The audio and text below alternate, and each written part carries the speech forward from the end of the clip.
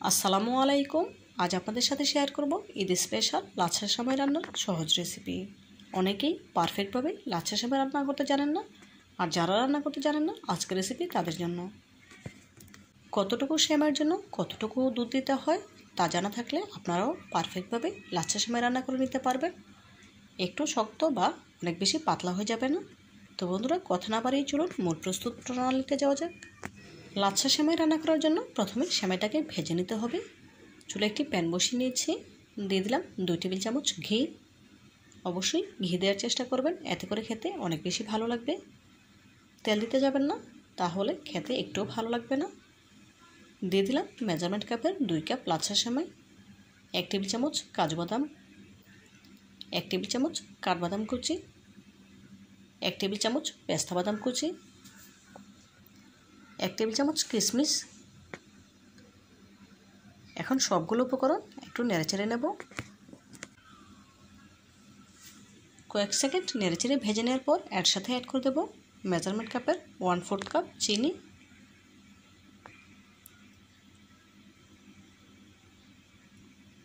দেখুন একটু নেড়েচেড়ে নিয়েছি, এর সাথে অ্যাড করে দিচ্ছি 1/4 কাপ চিনি।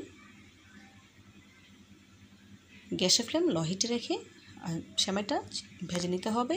হাই হিটে করে ভাজা যাবে না, এতে করে সেমাইটা পুড়ে যেতে পারে বা লালচে কালার হয়ে যেতে পারে, তখন আর খেতে ভালো লাগবে না।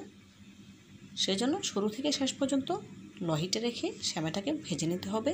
তো বন্ধুরা, যারা ভিডিওটি ইউটিউব চ্যানেল থেকে দেখছেন প্লিজ ভিডিওটিতে লাইক দিয়ে চ্যানেলটি সাবস্ক্রাইব করে পাশে থাকা বেল বাটনও ক্লিক করে দেবেন, এবং যারা ফেসবুক পেজ থেকে দেখছেন প্লিজ লাইক দিয়ে পেজটিতে ফলো দিয়ে দেবেন, এতে করে আমি যখন কোনো নতুন রেসিপি আপলোড করবো সবার আগে আপনার কাছে পৌঁছে যাবে। এই কাজটি যারা অলরেডি করে নিয়েছেন আপনাদেরকে জানাই অসংখ্য ধন্যবাদ। 5-6 মিনিট সেমাইটা খুব ভালোভাবে ভেজে নিয়েছি। এখন এর সাথে অ্যাড করে দিচ্ছি 1/4 কাপ গুঁড়া দুধ। গুঁড়া দুধ দেওয়ার সাথে সাথেই গ্যাসের ফ্লেম অফ করে দিতে হবে। সেমাইয়ের গরমে গুঁড়া দুধ ভেজে নেওয়া হয়ে যাবে, কোনোভাবেই গ্যাসের ফ্লেম অন করা যাবে না, এতে করে গুঁড়া দুধ পড়ে গিয়ে সেমাইটা তেতে তেতে ভাব লাগতে পারে, তখন আর খেতে ভালো লাগবে না। দেখুন নেড়েচেড়ে খুব ভালোভাবে সেমাইয়ের সাথে দুধটা মিশিয়ে নিয়েছি। এখন এই সেমাইটা একটি সার্ভিং ডিশে ঢেলে নেব।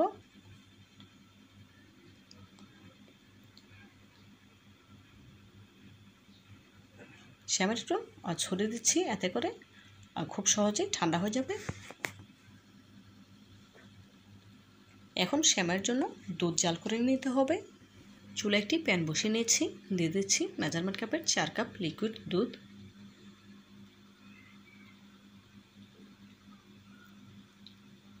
দেব মাঝারি সাইজের 1 টুকরো দারচিনি, 3টি সবুজ এলাচ, হাফ কাপ চিনি, সামনে একটু পরিমাণ লবণ। মিষ্টি খাবারে লবণ দিলে খেতে ভালো লাগে, সেজন্য একটু দিয়ে দিলাম, চাইলে আপনারা স্কিপ করতে পারেন।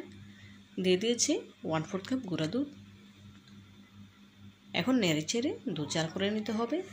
অবশ্যই প্যানের তলায় নেড়ে রাখতে হবে, যাতে করে প্যানের তলায় জমে না যায়, যেহেতু এর সাথে গুঁড়ো দুধ অ্যাড করেছি খুব সহজে প্যানের তলায় জমে আসবে, সেজন্য নাড়া বন্ধ করা যাবে না।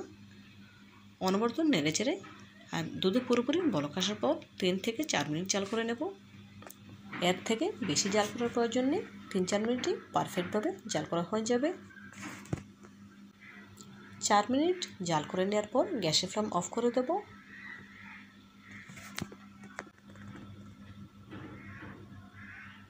দেখুন এই পর্যায়ে গ্যাসের ফ্লেম অফ করে দিয়েছি।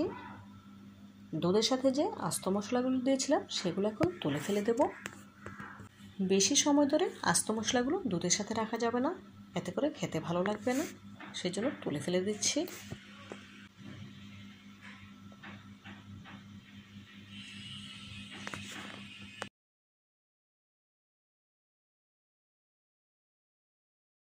এখন নেড়েচেড়ে দুধ ঠান্ডা করে নিতে হবে। পুরোপুরি ঠান্ডা করা যাবে না, কুসুম গরমের থেকেও কিছুটা বেশি পরিমাণে গরম রেখে সেমাইয়ের সাথে অ্যাড করে দিতে হবে। আমি আপনাদের দেখিয়ে দেব কতটা গরম রেখে দুধ সেমাই ঢালতে হবে। দেখুন দুধ নেড়েচেড়ে আর কুসুম গরমের থেকেও কিছুটা বেশি গরম রেখেছি। এখন আপনাদের দেখিয়ে দেব একটি আঙ্গুল চুবিয়ে নিয়ে, আঙ্গুলটা দুধে চুবানো যায় বাট কিছুক্ষণ রাখা যায় না, এরকম হলেই সেমাই ঢেলে দিতে হবে। দেখুন আঙ্গুলটা চুবিয়ে নিচ্ছে, বেশিক্ষণ রাখতে পারিনি, এতটা গরম রেখে সেমাই অ্যাড করে দিতে হবে। দেখুন সেমাইয়ের দুধ ঢেলে নিয়েছি, দেখেই বুঝতে পারছেন। এখন সেমাইটা নাড়াচাড়া করার কোনো প্রয়োজন নেই, এভাবে করেই রেস্টে রেখে দেবো 10 মিনিটের জন্য। ফিরছি 10 মিনিট পর। ফিরে এলাম 10 মিনিট পর। এই 10 মিনিটে সেমাইটা খুব ভালোভাবে সেট হয়ে গিয়েছে, দেখেই বুঝতে পারছেন। সেমাইয়ের ফাইনাল লুকটা দেখুন, মাশাআল্লাহ, দেখতে কতটা সুন্দর এবং লোভনীয় লাগছে। দেখতে যতটা সুন্দর হয়েছে, খেতে তার থেকে অনেক বেশি মজাদার। সামনেই আসছে ঈদ, আর এই ঈদে একবার হলেও আমার রেসিপিটি ফলো করে এভাবেই সেমাই রান্না করে খেয়ে দেখবেন, ইনশাআল্লাহ অনেক বেশি ভালো লাগবে। আর খেয়ে থাকলে আমাকে কমেন্ট করে জানাবেন কেমন হয়েছে। আজকের মতো বিদায় নিচ্ছি, দেখা হবে নতুন কোনো দিনে নতুন কোনো রেসিপিতে। ভালো থাকবেন সবাই, আল্লাহ হাফেজ।